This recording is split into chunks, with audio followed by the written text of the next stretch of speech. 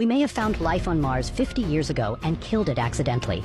Before the Curiosity rover's mission, NASA launched the Viking program in the mid-1970s, deploying 2 landers to Mars. These missions provided humanity with its first glimpses of the Martian landscape and conducted biological analyses of the planet's soil in the hopes of uncovering signs of extraterrestrial life. One of the Viking experiments involved adding water to soil samples. Water infused with nutrients and radioactive carbon, namely carbon-14, was introduced to the red Martian soil. The hypothesis stated that if there were potential microorganisms on Mars, they would consume the nutrients and release radioactive carbon as a gas. Initial results showed potential signs of life, but the remaining results remained inconclusive. One researcher, Dirk Schulze-Makuch, believes that these experiments may have overwhelmed Martian microbes, inadvertently causing their demise.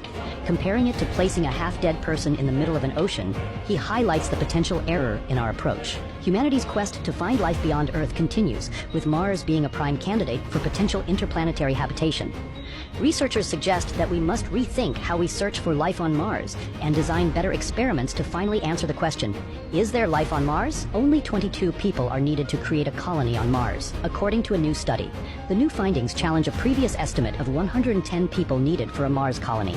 Researchers used computer modeling and simulation to determine the minimum number needed for success. They looked at 4 types of personalities: agreeable, social, reactive, and neurotic.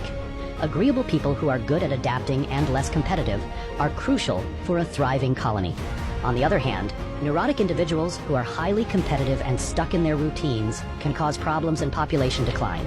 The study highlights that it's not just about the number of people, but also about their personalities and how they interact.